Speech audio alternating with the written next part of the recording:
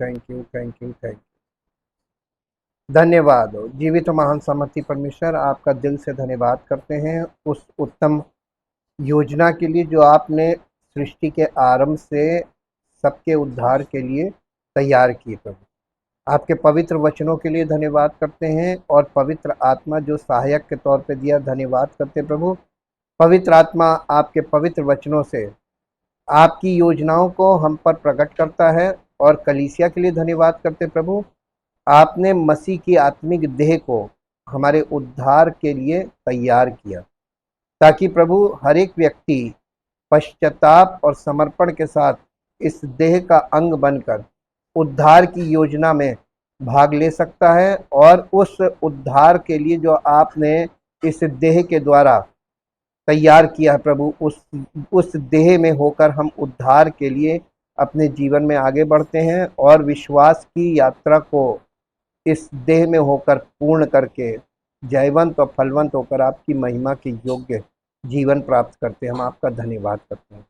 आदर और महिमा आपको मिले और सारी महिमा आप हमारे जीवन से, सब विश्वास करने वालों के जीवन से आपको प्राप्त हो और आपका नाम महिमा पाए, यीशु मसीह के नाम से, आमीन। सबको जय मसीह की।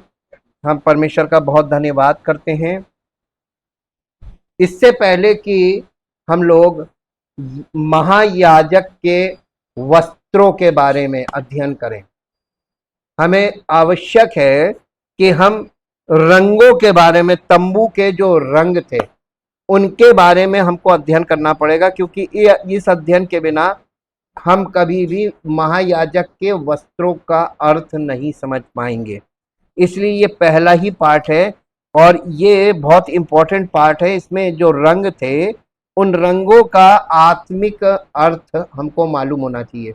परमेश्वर ने तंबू के अंदर सारा सत्य छिपा रखा है। आज कलीसिया जब तक वहां नहीं जाएगी तब तक उनको कलीसिया का आत्मिक सत्य कभी प्राप्त नहीं हो सकता।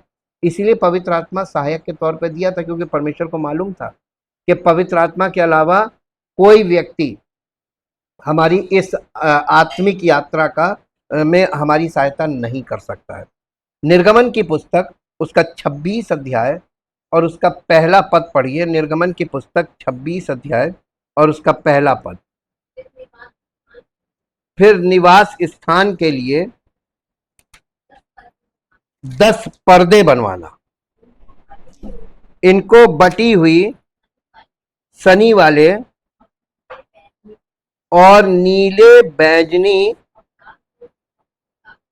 और लाल रंग के कपड़े का कढ़ाई के काम किए हुए करूबों के साथ बनवाना। करूब का मतलब होता है ये वो फरिश्ते हैं, जब आपको उत्पत्ति में देखते हैं तो परमेश्वर ने उत्पत्ति की पुस्तक उसका 3 अध्याय, यहां से आपको इसका क्लू मिलता है। 3 अध्याय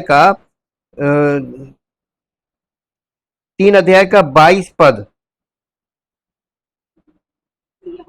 फिर यहोवा परमेश्वर ने कहा, मनुष्य भले बुरे का ज्ञान पाकर हम में से एक के समान हो गया है, इसलिए अब ऐसा ना हो कि वो हाथ बढ़ाकर जीवन के वृक्ष का फल भी तोड़ के खा ले और सदा जीवित रहे। इसलिए यहोवा परमेश्वर ने उसको अदन की वाटिका में से निकाल दिया कि वो उस भूमि पर खेती करे जिसमें से वो बनाया गया था। इसलिए आदम को उसने निकाल दिया और जीवन के वृक्ष के मार्ग पर पहरा देने के लिए अदन की वाटिका के पूर्व की ओर करूबों को और चारों ओर घूमने वाली ज्वालामय तलवार को भी नियुक्त कर दिया। यहाँ पे देखिए 2 चीजें आपको पहले से, तलवार आपको बताया परमेश्वर का वचन, जीवित वचन परमेश्वर का, यह है तलवार। चारों ओर घूमने वाली नहीं है, पूरी दुनिया में परमेश्वर का वचन घूम रहा है और यही है ज्वालामय तलवार, जीवन के वृक्ष का मार्ग, जीवन के वृक्ष के मार्ग का पहरा दे रहे। यहाँ पे देखिए मार्ग भी आ रहा है, जीवन का वृक्ष, मार्ग और तलवार। और उसके बाद कुरूब। कुरूब का मतलब स्पेशल एंजल्स। एक कुरूब होते हैं और दूसरे चिरोबीम होते हैं। ये परमेश्वर की उपस्थिति में ही रहते हैं, इनका दूसरा कोई काम। तो ये यहाँ पे कुरूब आपको मिलते हैं। ये कुरूबों को वहां पे कढ़ाई करनी थी। अब यहाँ पे प्रश्न ये उठता है कि कौन कौन से कलर, एक बार फिर से पढ़िए 26 अध्याय के पहले पद में कलर कौन कौन से हैं? नीले, बैंगनी, लाल रंग के। अब आप ये बताइए कि आपके अंदर ये प्रश्न उठना चाहिए कि उस जमाने में और जंगल में ये रंग कहां से मिले, है ना प्रश्न? ये रंग कहां से आए? हम आपको थोड़ा सा रंगों के बारे में कि इन्होंने रंग कैसे, देखिए परमेश्वर कितना बुद्धिमान है, इस प्रकृति में ही सब कुछ है, प्रकृति से बाहर नहीं है। परमेश्वर बुद्धि देने वाला है, वो अगर बुद्धि ना दे तो इंसान इस प्रकृति से वो चीजें प्राप्त नहीं कर सकता है।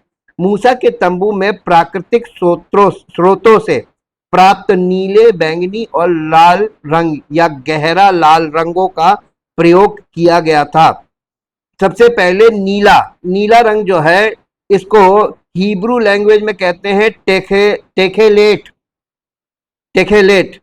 ये चटक नीला रंग म्यूरेक्स टंकुलस समुद्री घोंगे के स्राव से उत्पन्न हुआ था। इस प्रक्रिया में स्राव को निकालकर उसे सूर्य के प्रकाश में रखा जाता था, जिससे वो ऑक्सीकरण होकर नीला हो जाता था। ये एकदम प्राकृतिक स्रोतों से आ रहा था, घोंगा था एक विशेष प्रकार का घोंगा, और उसको बोलते थे म्यूरेक्स ट्रंकुलस। दूसरा है बैंगनी, बैंगनी रंग को अर्गामन कहते हैं। अर्गामन यानी ये एक जिस कीड़े से ये मिलता था, ये भी एक घोंगे से ही था।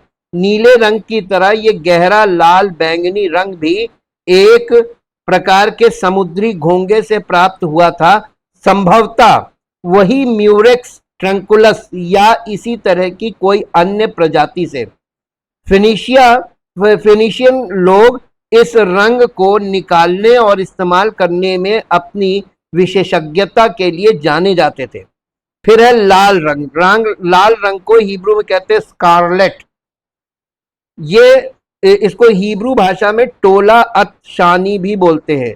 ये गहरा लाल रंग कीड़ों को कुचलकर बनाया जाता था, जिन्हें बाइबल में अक्सर क्रिम्सन वर्म कहा गया है। क्रिम्सन वर्म कुचले गए कीड़ों से एक लाल रंग का द्रव्य निकलता था, जिसका इस्तेमाल कपड़ों को रंगने के लिए किया जाता था। ये डाइज के लिए ये प्राकृतिक, ये बड़े पक्के रंग होते थे, छूटते नहीं थे। ये इस तरीके से ये रंग इन लोगों को प्राप्त हुए, क्योंकि वहां पर आप देखेंगे ज्योग्राफी में तो बगल में लाल समुंदर है, तो ये घोंगे वगैरह इनको मिल गए, कीड़े भी इनको मिले, उन कीड़ों से ही ये निकाला जाता था। तो ये तीनों रंग वहां पे हमको मिल जाते हैं। कैसे इनको उन्होंने प्राप्त किया, ये भी चीज हम लोगों को पता चल जाती है। अब हम लोग अपने अध्ययन में इसमें आगे बढ़ते हैं। जैसा कि वादा किया गया,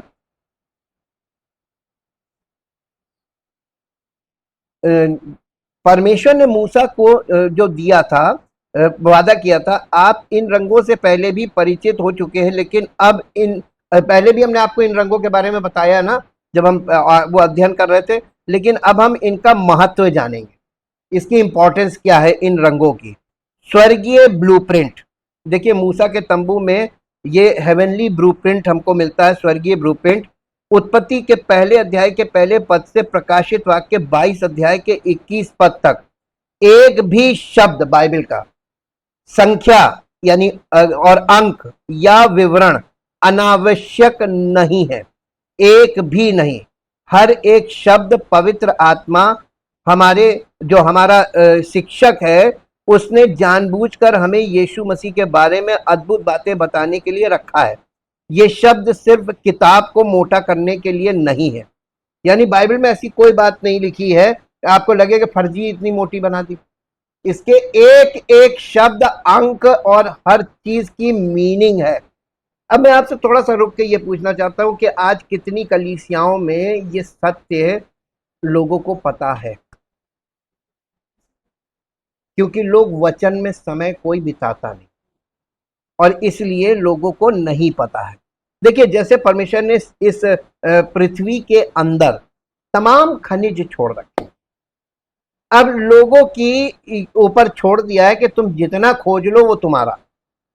हर कंट्री में तेल ढूंढा जाता है, तो इसमें खर्चा आता है, इसमें समय भी लगता है, इसमें सहायता चाहिए होती है, तभी इंसान इन चीज़ों को प्राप्त करने में सक्षम हो पाता है। और जितनी सहायता मिलती है उतना ही सक्षम होता है वो। सहायता मिलना बंद हो जाती है तो खोजना भी बंद हो जाता है। किसी को भी ये जानकर आश्चर्य नहीं होना चाहिए कि जिस तरह चीनी भाषा, जो चाइनीज लैंग्वेज है, चीनी भाषा की तरह हिब्रू भी पिक्टोरल लैंग्वेज है, यानी चित्रांकन की भाषा है। उसी तरह रंगों का भी अपना अर्थ होता है। बाइबल में रंगों की बहुत महत्वपूर्ण भूमिका है। महायाजक के वस्त्रों से लेकर साज सज्जा, आवरण, पर्दों और निवास स्थान के सभी उपकरणों तक कलर्स हैं, उनकी बड़ी वैल्यू है, उनकी आत्मिक अर्थ है। सब कुछ परमेश्वर द्वारा मूसा को सिनै पर्वत पर दिए गए सटीक निर्देशों के अनुसार एक स्वर्गीय रेखा चित्र की तरह डिजाइन किया गया था। ये एकदम से तुरंत नहीं मिला था कि मैं सोया और सपने में देखा और उड़ गया। 40 दिन 40 रात वो परमेश्वर की उपस्थिति में रहा था। तंबू के रंग, 3 मुख्य रंग हैं, नीला, बैंगनी और लाल। देखिए, नीला बीच में है, बैंगनी और फिर लाल, और लाल और नीले को मिला तो कौन सा बनेगा? लाल और नीला मिलाइए, कौन सा बनेगा? बैंगनी बनेगा। तो देखिए, नीला, बैंगनी और लाल। एक चौथा रंग जो शुद्ध सफेद था, सफेद लिनन जिसको बोला गया है, वो सनी, सफेद सनी का कपड़ा, जो आसानी से दिखाई नहीं देता, हर कपड़े का आधार था। देखिए, अब आपको बता रहे हैं, इसको आप असेंबल करिए कि जो मूसा के तंबू की जो बाउंड्री थी उसमें व्हाइट कनात लगी, एकदम व्हाइट, सफेद लिनन की। और उसका जो मेन गेट था वहां पर ये 3 कलर के पर्दे पड़े हुए थे। चौथा कलर व्हाइट था, यानी 4 कलर के पर्दे, हमने आपको बताया ना, 4 कलर पर्दे। और वो दूर से कलर दिखाई देते थे, बाउंड्री नहीं दिखाई देती, क्योंकि व्हाइट कलर दूर से नहीं दिखेगा धूप में। ये उसका बाहरी रूप था। और उसके बाद अंदर जब वो जो तंबू था, वो तंबू दूर से एकदम काला और वो चमड़े का होता था, पूरा चमड़े से ढका हुआ, जैसे आप मशक देखते हैं, मशक की तरह होता था बाहर से, लेकिन अंदर उसके कलर्स थे। और उस पे भी जो पर्दा पड़ा था वो 4 कलर का पड़ा था, यही सेम कलर्स। ये इसकी बनावट थी। 3 मुख्य रंग, नीला, बैंगनी और लाल। एक चौथा रंग शुद्ध सफेद लिनन, जो आसानी से दिखाई नहीं देता। हर कपड़े का आधार वही था, क्योंकि व्हाइट को ही तो वो कलर करते थे, इसलिए आधार व्हाइट था। हालांकि महायाजक के वस्त्र अपनी बनावट में अनोखे थे, क्योंकि उनमें एक 5वां तत्व बुना हुआ था। वो 5वां तत्व था शुद्ध सोने का धागा। धागा मालूम कैसे? जब मैं इसका इसका रिसर्च कर रहा था इस पॉइंट का कि सोने का धागा कैसे बनाते थे, तो उसमें बताया उन्होंने, शुद्ध सोना बहुत सॉफ्ट होता है। अब वो शुद्ध सोने को पीटते थे, पीटते पीटते पीटते पीटते एकदम कागज होता, कागज जितना पतला करते थे, और फिर उसमें से ऐसे पतली पतली पतले पतले रेशे खींच के और फिर उन्हें आपस में बंटते थे, वो धागा बनता था। और बाइबल में सोना ईश्वर की दिव्यता का प्रतीक है। ये कपड़े को चमक और मजबूती प्रदान करता है। 5 अंक, यानी जो 5 नंबर है, 5 का अंक है, अनुग्रह का प्रतीक। हमने आपको बताया 5 number is the number of grace. हम सोने के बारे में आगे और भी इस जानकारी प्राप्त करेंगे। सफेद रंग पवित्रता और धार्मिकता का प्रतीक है। नीला रंग ईश्वर की दिव्यता का प्रतीक है। आप कह सकते हैं कि ये ईश्वर का रंग है। इस रंग का उनके लिए एक विशेष अर्थ है, और लेखों में इस पर विस्तार से हम आगे देखेंगे और जानकारी प्राप्त करेंगे। यदि आप रंगों के विषय में सही जानकारी आपको नहीं है, तो आप आत्मिक सत्यों को बिगाड़ देंगे, उसको मिला नहीं पाएंगे, क्योंकि परमेश्वर के वचन से हर बात मिलनी चाहिए, टैली होना चाहिए। जब तक टैली नहीं होगा तो सत्य नहीं है। आकाश नीला क्यों है? परमेश्वर ने अपने प्रिय पुत्र की महिमा को प्रतिबिंबित करने के लिए आकाश को नीला बनाया। जब हम और आप आकाश की ओर देखते हैं तो आपको क्या दिखाई देता है? नीला। बेशक, बशर्ते कि वो सब बादल ना हो। उद्धार ना पाने वाले केवल वही यही देख सकते हैं। हालांकि आप और हम विश्वास के द्वारा नीले पर्दे के पार देख सकते हैं और उसे देख सकते हैं जो पिता के दाहिने हाथ पर विराजमान है। देखिए, लोग अगर आसमान की ओर देखते हैं तो उनको नीला रंग और बादल दिखाई देता है, लेकिन जो सच्चे मसीही विश्वासी होते हैं वो उसके पार देख सकते हैं। प्रभु यीशु मसीह परमेश्वर की उपस्थिति में विराजमान है। आखिरी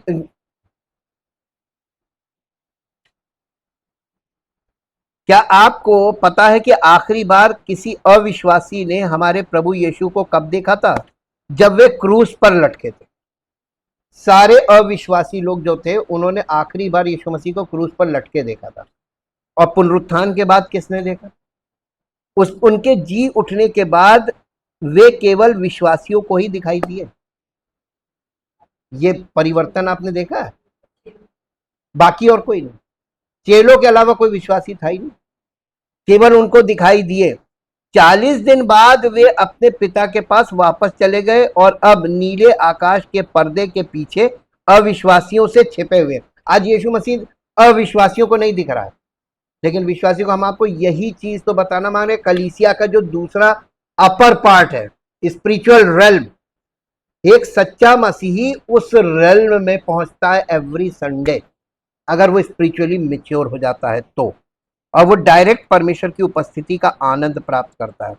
पुराने नियम में भी अविश्वासियों ने केवल नीला ही देखा था। जहां भी संदूक जाता था उसे मंदिर के पर्दे, पहले उसे मंदिर के पर्दे से, फिर लाल रंग से रंगी हुई बिज्जू की खाल से और अंत में नीले कपड़े से ढका जाता था। देखिए, जो जो वाचा का संदूक था, जब वो यात्रा करते थे उसको फोल्ड करके, तो उस वाचा के संदूक को सबसे पहले वो जो परम पवित्र स्थान का जो पर्दा होता था ना, वो पर्दे में उसको लपेटा जाता था। उसके बाद उसको बिज्जू की खाल में लपेटते थे और उसके ऊपर से नीले रंग के पर्दे में उसको लपेटते थे, तो लोगों को नीला ही दिखाई देता। ये इसकी भी सब मीनिंग होती थी। नीला ही देखा था और वो नीले कपड़े में से ढक दिया जाता था। वास्तव में याजक या विश्वासियों की, जो पुराने नियम में मूसा के तंबू में जो याजक हैं, वो हर सच्चे मसीही का चित्र है जो परमेश्वर की उपस्थिति में आने जाने के योग्य हो जाता है। तो वहां पे जो याजक है वो है सच्चे मसीही।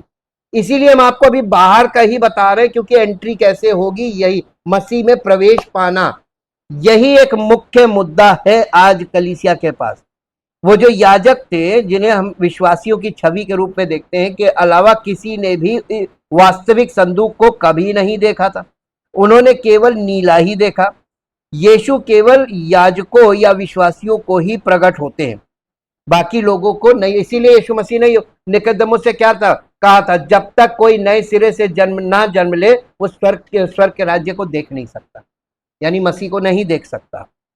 बाकी रंगों की बात करें तो बैंगनी रंग उनके शाही व्यक्तित्व को दर्शाता है और लाल रंग उनके मानवीय पक्ष और उनके बहाए गए रक्त का प्रतीक है। इन तीनों रंगों को हमेशा एक ही क्रम में दर्ज किया जाता है। इसका जो ऑर्डर है, क्रम, वो देखिएगा हमेशा नीला, बैंगनी और लाल। ये नहीं कि लाल बैंगनी नीला। परमेश्वर ने वचन में हर चीज का एक क्रम रखा है, और ये क्रम उसने परिवार का भी क्रम रखा है। परमेश्वर, फिर पति, पत्नी, बच्चे, ये क्रम है। ये ऑर्डर डिसऑर्डर में बदल गया आज के युग में। क्रम नहीं बिगड़ना है, यही खास बात है, यही व्यवस्थित रूप है, तब आपको इसकी सत्य क्लियर मिलेगा। ये क्रम भी एक संदेश है, और ये सही बात है, ये हर चीज में संदेश है, रंगों में संदेश। अब रंगों का संदेश देखिए। यीशु के मानव शिशु के रूप में जन्म लेने से पहले वो पूर्णतः ईश्वर थे। आप कह सकते हैं कि पूरी तरह नीले थे, जो ऊपर स्वर्ग से धरती पर उतर रहे थे। बेशक मनुष्य लाल रक्त वाले होते हैं। इब्रानी भाषा में आदम शब्द का शाब्दिक अर्थ है लाल रक्त वाला मनुष्य, लाल रक्त वाला, इसीलिए उसका नाम आदम रखा था। आदम का मतलब होता है लाल रक्त वाला मनुष्य। आधुनिक इज़राइल में रक्त के लिए प्रयुक्त शब्द डैम है, जो एडम का मूल शब्द है, ये हिब्रू लैंग्वेज से है। और इसीलिए हम आपसे बार बार कहते हैं हिब्रू और ग्रीक में ही सारे भेद छिपे हुए हैं। क्या बैंगनी? बिल्कुल। यीशु जो पूरी तरह नीला, परमेश्वर, यानी नीले का मतलब परमेश्वर थे। मरियम से पैदा हुए जो पूरी तरह लाल यानी पूरी तरह इंसान थी, और वे बैंगनी रंग में बदल गए एक संपूर्ण इंसान। एक संपूर्ण इंसान यानी जो हेवनली पार्ट है वो और जो ह्यूमन पार्ट है वो दोनों एक होकर बैंगनी। हमने आपको बताया नीला और लाल मिला दो तो बैंगनी, और ये राजकीय कलर, राजाओं का कलर कहलाता है। ठीक, और संपूर्ण इंसान के लिए भी यही रंग किया जाता है। ये संपूर्ण इंसान है यानी परमेश्वर और मनुष्य एक, आत्मा और परमात्मा एक, इसी को बैंगनी बोलते हैं। और ये यहां पर एक होता हुआ दिखाया जा रहा है। सदैव बैंगनी विश्वासियों के रूप में आप और हम पूरी तरह से लाल से शुरू करते हैं। जब हम यीशु को अपना उद्धारकर्ता स्वीकार करते हैं तो पूरी तरह से नीला, हम भी बैंगनी हो जाते हैं यीशु की तरह राजसी। आखिरकार हम मेलिकिसदक की रीति पर राजपदधारी याजक हैं मसीह में, इसीलिए हमको राजपदधारी याजक बोला गया है। ठीक, किंगली प्रीस्टहुड। अब आप इसमें एक और भेद देखिए कि यहां पर जो हम लोग अध्ययन करके देख रहे हैं ये एक ऐसा सत्य है जो रंगों के द्वारा प्रकट हो रहा है। ये रंगों का संदेश है, और इसमें हम इस चीज को देख रहे हैं कि किस प्रकार, आपने वाला गीत सुना है, रंग लिया मुझे रंग लिया। यीशु ने हमको अपने आप में रंग लिया। और ये जो रंग लिया, जो डाई करते हैं, जो डायर्स, जब आप एंशियंट अध्ययन करेंगे बैप्टिज्म का, तो बैप्टिज्म का मतलब होता है कि किसी का व्हाइट कपड़े को लेकर किसी रंगीन कपड़े में डुबा के निकालो तो उसका रंग परमानेंटली बदल जाता है। अब वो नहीं रहा कलर जो उसका पहले था। ठीक, तो उसका रंग बदल जाता है और हमेशा के लिए बदल जाता है, यानी उसका स्वरूप बदल गया। बैप्टिज्म का भी यही मतलब है कि हमारा भीतरी मनुष्यत्व, हमारा स्वरूप जो है वो परमेश्वरीय स्वरूप हो जाता, परमेश्वर के पुत्र के स्वरूप में परिवर्तित। यही ट्रांसफॉर्मेशन है इंटरनल वाला, ये हमारे जीवन का रूपांतरण है। एक बार ये रंग परिवर्तन हो जाने के बाद इसे कोई भी चीज या व्यक्ति उलट नहीं सकता, यहां तक कि हम और आप भी नहीं उलट सकते। चाहे आप कितने भी बुरे हों या कितनी भी दूर भटक गए हों, आप हमेशा के लिए बैंगनी ही रहेंगे। बस इसने क्या होगा मालूम है, लोग देखेंगे अरे ये जा रहा, ये जा रहा, आपको गलत देखेंगे, कहेंगे ये देखो कितना खराब लगेगा, है ना। फिर पनिशमेंट भी आती है। ये हम लोगों ने ये नियम नहीं बनाए हैं, परमेश्वर यही चाहता है। ये उन अनेक रंगीन तरीकों में से एक है जिनसे हमारे पिता हमें बता रहे हैं कि हमारा उद्धार शाश्वत है, अपरिवर्तनीय है, यानी उद्धार में कोई परिवर्तन नहीं होता एक बार जब होता है। ये यूहन्ना रचित सुसमाचार 10 अध्याय और उसके 27, 28, 29, 30 पद को पढ़ेंगे तो आपको पता चलेगा। यूहन्ना रचित सुसमाचार 10 अध्याय उसका 27, 28, 29 और 30 पद पढ़ दें। मेरी भेड़े मेरा शब्द सुनती हैं, मैं उन्हें जानता हूं और वो मेरे पीछे पीछे चलती हैं, और मैं उन्हें अनंत जीवन देता हूं, वे कभी नष्ट नहीं होंगी और कोई उन्हें मेरे हाथ से छीन ना लेगा। मेरा पिता जिसने उन्हें मुझको सौंपा है सबसे बड़ा है। देखिए यहां पर उसने पिता को सबसे आगे कर दिया। ये हमारा धन्य आश्वासन है कि हम कभी नहीं खो सकते हैं। एक मसीही कभी खोता नहीं है, सच्चा मसीही जो अधूरा होता है वो खोता है और ये दिखाता है कि हम थे और अब नहीं है, लेकिन एक्चुअली वो होता नहीं। अक्षम्य पाप, अक्षम्य पाप पर इस शब्द को कभी किसी ने सुना नहीं होगा, जल्दी सुनने को नहीं मिलता। अक्षम्य पाप हाँ, क्या इससे आपके मन में ये संदेह पैदा हुआ कि शायद आपका उद्धार ना हो, या आपने कुछ ऐसा बुरा किया हो जिससे आप अपना उद्धार खो बैठे? तंबू की ये तस्वीरें आपको ये सोचकर राहत पहुंचाएंगी कि एक बार जब आप लहू से धुलकर बैंगनी रंग में रंग जाते हैं तो आप अक्षम्य पाप करने के दोषी नहीं हो सकते। यानी आप ऐसा कोई पाप नहीं करेंगे। एक बार जब आप प्रभु में बॉर्न अगेन होते तब आप कोई ऐसा पाप नहीं करते जो माफी के लायक ना हो।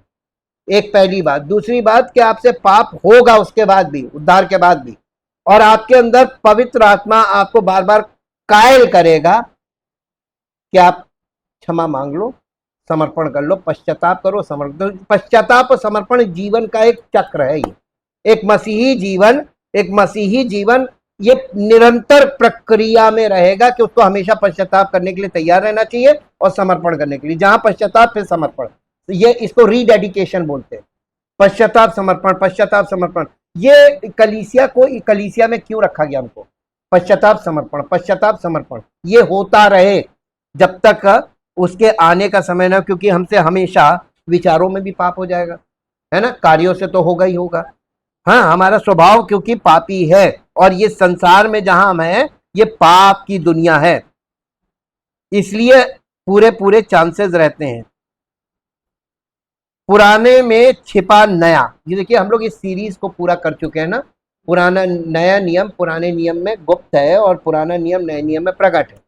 पुराने में छिपा नया, जैसा कि हम और आप इस बात को पहले ही अध्ययन कर चुके हैं कि नया नियम पुराने नियम में कई जगहों पर, कभी कभी अजीबो गरीब जगहों पर छिपा हुआ है। यीशु प्रेरित पौलुस से और क्या बात करते हैं? पौलुस ने पुराने नियम से ही शिक्षा दी, क्योंकि नया नियम था ही नहीं। उसने इसे स्वयं पुनर्जीवित महिमामान उच्चारित मसीह से सीखा, जिन्होंने उसमें छिपे आध्यात्मिक सत्यों को प्रकट किया। इसी तरह नया नियम लिखा गया। उसके पत्र नए नियम का लगभग 3/4 हिस्सा बन गए। किसके? पौलुस के। 3/4 हिस्सा पौलुस ने, यानी 75% नए नियम का हिस्सा पौलुस के द्वारा लिखा गया है। और पौलुस ने कहां से लिखा? पुराने नियम के प्रकाशन से ही तो लिखा। सारा प्रकाशन पुराने नियम का, इसका मतलब नया नियम पुराने में छिपा हुआ था, वहां से पवित्र आत्मा ने इसको प्रकाशित किया। ये परमेश्वर के अनेक यहूदी सचिवों में से एक थे। प्राचीन काल के ईश्वरीय पुरुषों ने पवित्र आत्मा द्वारा प्रेरित होकर, जिसे हम अब अपनी पवित्र बाइबल कहते हैं, वाणी और लेखन का कार्य किया। धर्म ग्रंथों में दर्ज कहानियां, घटनाएं, लोग, स्थान, यहाँ तक की संख्याएं भी परमेश्वर ने विशेष रूप से हमें आध्यात्मिक सत्य सिखाने के लिए पाठ्य सामग्री और दृश्य सामग्री के रूप में चुनी थी। ये हमारे लिए आश्चर्यजनक है कि उन्होंने कितनी कुशलता से उन्हें इस तरह गढ़ा कि वे एक जीवित सांस लेने वाली रचना बन गए। वे अलग अलग समय पर अलग अलग तरीकों से हमसे बात करते हैं और भविष्य की भविष्यवाणियां भी करते हैं। शाश्वत रूप से सुरक्षित रंगों में लिखा ये संदेश यूहन्ना 10 अध्याय का 27 से 30 को पूरी तरह से चित्रित करता है, जहां यीशु कहते हैं, मेरी भेड़ें मेरा शब्द सुनती हैं, मैं उन्हें जानता हूं और वे मेरे पीछे चलती हैं। मैं उन्हें अनंत जीवन देता हूं, वे कभी नाश ना होंगी और कोई उन्हें मेरे हाथ से छीन ना लेगा। मेरा पिता जिसने उन्हें मुझे दिया है सबसे बड़ा है और कोई उन्हें मेरे पिता के हाथ से छीन नहीं सकता। मैं और पिता एक है। यहाँ पर देखिए उसने बोला मैं और पिता एक है। कोई भी हमें ना तो यीशु के हाथ से और ना ही हमारे पिता के हाथ से छीन सकता है। ये कैसी भयानक सुरक्षा है, कोई नहीं छीन सकता। एक बार जब आप उसके पास हो गए, उसके हो गए, तो अब आप उसके ही हैं। अब देखिए सबसे पहला सुसमाचार की पुस्तक है मत्ती रचित सुसमाचार। इससे भी ज्यादा आश्चर्यजनक बात यह है कि तंबू के चारों मुख्य रंग एक विशिष्ट सुसमाचार से मेल खाते हैं। यानी 4 सुसमाचार है ना, मैंने आपको पहले भी बताया था, जो गेट पे जो पर्दा पड़ा था उसके 4 कलर 4 सुसमाचार को दिखाते हैं। और इससे यह पता चल जाता है कि जो व्हाइट बाउंड्री है ये मसीह की परमेश्वर की धार्मिकता है, और इस धार्मिकता का प्रवेश 4 सुसमाचार करते हैं। इन चारों सुसमाचारों के द्वारा इसका प्रवेश द्वार है और यही चीज इसमें कलर से निकल कर आती है। मत्ती के सुसमाचार में यीशु को अक्सर राजाओं का राजा के रूप में चित्रित किया गया है। आप देखिए मत्ती रचित सुसमाचार में इसको बार बार यीशु मसीह को ये यहूदियों का राजा, राजाओं का राजा यही बताया जा रहा है। और उसमें जो वंशावली आप देखते हैं, पहला ही अध्याय खोलते, पहला ही पद अब्राहम की, उसमें अब्राहम है, दाऊद है, वो और मसीह, उसकी वंशावली दी है, राजाओं की वंशावली, किंग्स, जीनियोलॉजी ऑफ किंग्स। तो आप देखिए ये राजाओं की पुस्तक है और राजाओं की पुस्तक है, इसमें यीशु मसीह को राजाओं का राजा दिखाया जा रहा है इस सुसमाचार में। अब आप कभी बैठकर ये सोचेंगे कि चारों सुसमाचार एक, नहीं, मत्ती रचित सुसमाचार अलग है, मरकुस अलग है, लूका अलग है, और ये इनके अलग अलग एम्ब्लम्स भी हैं, यानी चिन्ह, कलर्स के अलावा इनके चिन्ह भी अलग अलग है।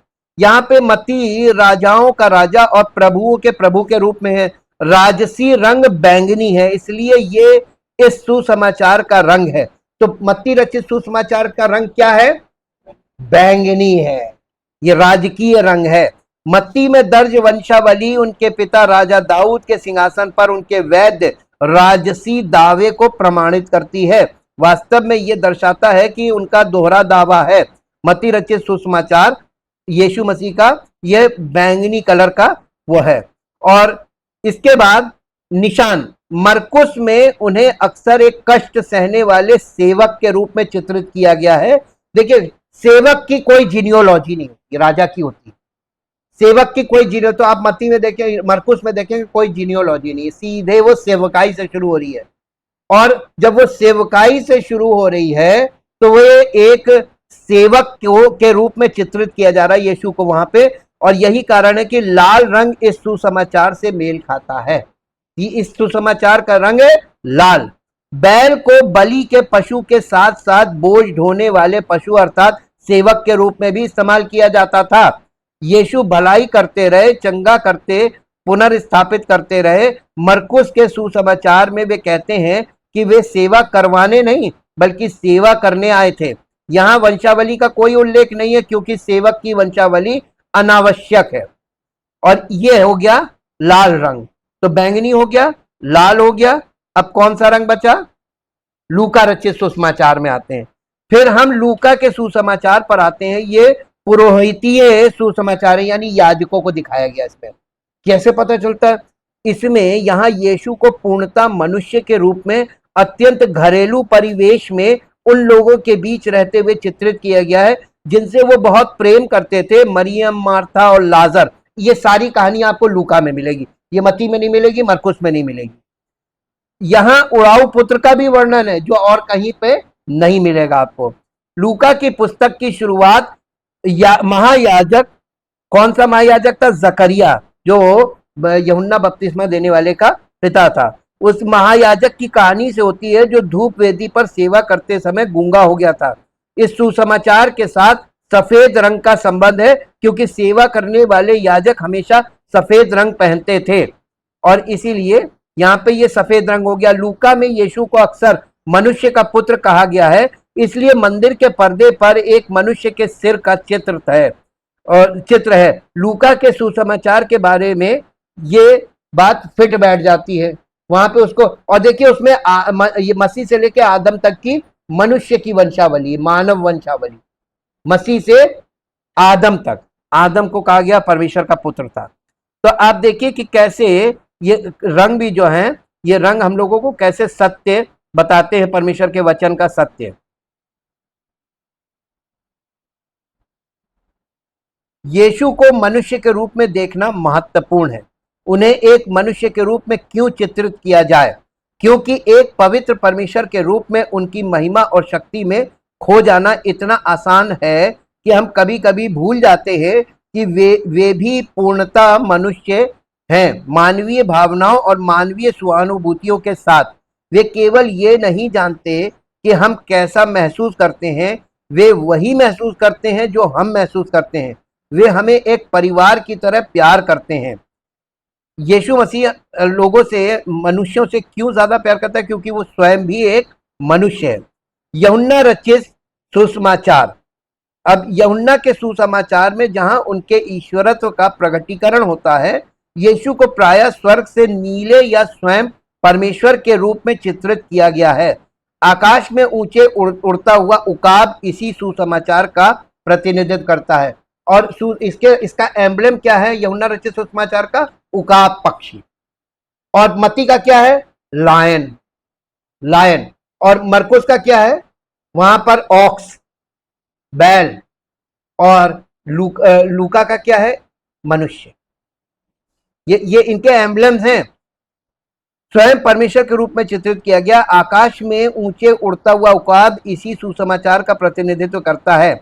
यहां कोई वंशावली नहीं है, क्योंकि ईश्वरत्व के रूप में उनका ना तो कोई आरंभ है और ना ही कोई अंत है। पांचवा तत्व, जैसा कि मैंने पहले कहा, सोना अपने आप में एक अलग विषय है। ये पांचवा तत्व है। कारीगरों को परमेश्वर ने तंबू के लिए वस्त्र और उपकरण बनाने के कार्य हेतु उन्नत क्षमताएं प्रदान की हैं। वे शुद्धतम उत्तम सोने का इस्तेमाल करते थे, जिसे हथौड़े से पीट पीट कर या बहुत पतली चादरें बना लेते थे, जब तक कि वो कागज जितनी पतली ना हो जाए। फिर उसे छोटी छोटी पट्टियों में काटा जाता था, रोल किया जाता था और तब तक खींचा जाता था जब तक कि वो बहुत महीन धागा ना बन जाए। फिर उसे नीले, बैंगनी, लाल और सफेद मलमल के कपड़े में बुना जाता था और महायाजक के वस्त्र, एपोद और वो सीना पट बनाने के लिए, जिसे ब्रेस्ट प्लेट बोलते हैं, बनाने के लिए इस्तेमाल किया जाता था, जिस पर 12 कीमती रत्न जड़े होते थे।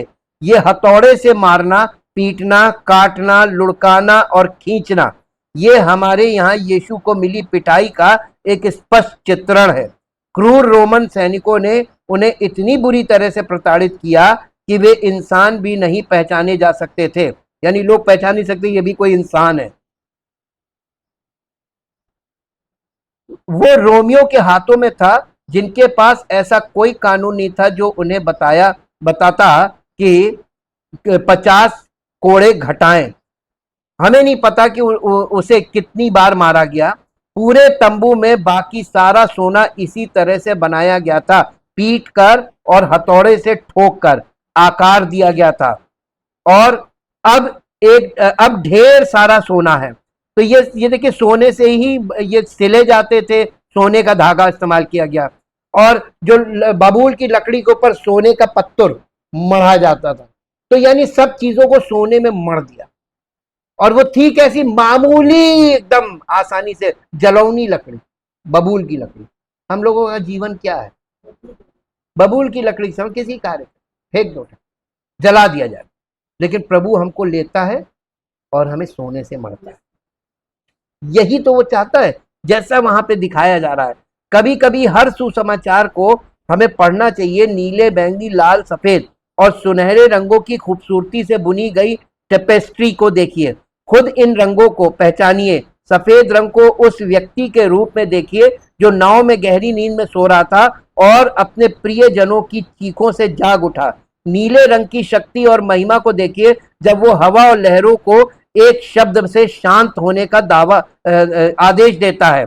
शैलोम, यानी आपको शांति प्राप्त हो। लाल रंग को हमारे दिव्य सेवक के रूप में देखें जो भलाई करते फिरते थे और जिन्होंने हमारे लिए सब कुछ सहा। नीले रंग को देखें क्योंकि उन्होंने उन सभी को चंगा किया जो बीमार थे और शैतान के सताए हुए थे। बैंगनी रंग को उस राजा के रूप में देखें जो लोगों को सिखाने के लिए पहाड़ पर बैठे थे, शास्त्रियों फरीसियों की तरह नहीं, बल्कि एक ऐसे व्यक्ति के रूप में जिसके पास अधिकार था। उस राजा को देखें जो गधे पर सवार होकर यरूशलेम में आया और जिसके सामने बगीचे में मंदिर के सभी सैनिक गिर पड़े जब वो उसे गिरफ्तार करने आए। सोने को शैतान द्वारा परखे गए और असली पाए गए सोने के रूप में देखें। वो मानव रूप में साक्षात परमेश्वर थे और इससे मेरा ये मन करता है कि मुंह के बल गिरकर हमारे पिता का धन्यवाद करूं जिन्होंने हमारे लिए मारा, पीटा और तोड़ा उसको ताकि हम बच जाएं। अगर हमारे जीवन में किसी ऐसी समस्या का हम सामना कर रहे हैं जिसका समाधान असंभव सा लग रहा है और किसी बड़े चमत्कार की जरूरत है अगर, तो सबसे शक्तिशाली चमत्कार वो है जहां परमेश्वर ने मरे हुओं को जिंदा किया। यानी हमारी आत्मा जो मरी हुई है उसको वो जीवन देता है ताकि हम परमेश्वर के बेटे और बेटी बन जाए। और इन सुसमाचारों के कलर्स के द्वारा भी हमको ये पता चलता है, वहां पे जो मंदिर में पर्दा पड़ा हुआ था एंट्रेंस पे बाहरी फाटक पर, वो सुसमाचार ही है जो हमें परमेश्वर की धार्मिकता में प्रवेश कराते हैं। और उसके बाद अंदर न्याय का आंगन है। न्याय का आंगन प्रभु यीशु मसीह के बलिदान के द्वारा हमें छुटकारे की बात करता है। और वो जो हौदी है वो हमें पवित्र और शुद्ध करके परमेश्वर के पुत्र के बलिदान के आधार पर पवित्र आत्मा पवित्र वचनों के द्वारा हमारे जीवन में शुद्धिकरण का काम करता है। तो देखिए यहां पर दोनों चीजें हो रही, इसीलिए पूरा जो आंगन है ये जस्टिफिकेशन बाय फेथ में आता है, विश्वास के द्वारा न्यायोचित ठहरना। और ये एक लंबा समय इसको चाहिए होता है, ये एक लंबा समय है। आप जब तक कलीसिया में समर्पित नहीं होते जाते और पूर्ण रूप से समर्पित नहीं हो जाते तब तक ये वाला सेक्शन आपका रहेगा, बाहर ही रहेंगे। इसके बाद अंदर जाने के लिए, क्योंकि अंदर जाने के लिए महायाजक के बच्चे, जो महायाजक का जो पहनावा था प्रीस्टली गारमेंट, उसके बिना याजक भी अंदर नहीं जाता था। महायाजक और याजक में सिर्फ फर्क इतना था कि महायाजक के बच्चे भी सेम ड्रेस पहनते थे, उसके बिना अंदर नहीं जा सकते। इसीलिए हम इसके अंदर जाने के लिए, अंदर प्रवेश करने के लिए उन विशेष वस्त्रों को हमें मालूम होना चाहिए। सबसे पहले हमारे महायाजक का वस्त्र, क्योंकि महायाजक के बच्चे वही वस्त्र पहनते थे। ठीक, हमारा महायाजक यीशु मसीह है तो उसका वस्त्र ही हमको दिया जाता है। अब यहाँ पे स्पिरिचुअल है, यहाँ फिजिकल वस्त्र नहीं है, यहाँ आत्मिक वस्त्र है। और आत्मा में हमको उन आत्मिक वस्त्रों को धारण करना है ताकि परमेश्वर की उपस्थिति में हम ठहर सके। परमपिता परमेश्वर, हम आपका हृदय से धन्यवाद करते हैं आपके पवित्र वचनों के उन छिपे हुए भेदों के लिए प्रभु, जो पवित्र आत्मा खोलता है और उनको हमें स्पष्ट करता है ताकि हम सुसमाचार का सत्य प्राप्त करें। और जो आपने आरंभ में किया और अपना निवास स्थान जो बनवाया था उसमें वहां पर क्या क्या विशेषताएं थीं और आज आत्मिक रूप में वो कैसे लागू होती हैं, हम बहुत धन्यवाद करते हैं पवित्र आत्मा की सहायता के लिए और पवित्र वचनों के लिए। प्रभु, इनके द्वारा ही हम उद्धार के मार्ग में आगे बढ़ते हैं और मसीह में परिपक्वता की ओर बढ़ते और उसकी महिमा के योग्य बनते हैं, जिससे उसकी महिमा हो और हम सब का जीवन उसकी महिमा का कारण बने। आपका धन्यवाद करते इस प्रार्थना को प्रभु यीशु मसीह के नाम से मांगते हैं, आमीन। Praise the Lord.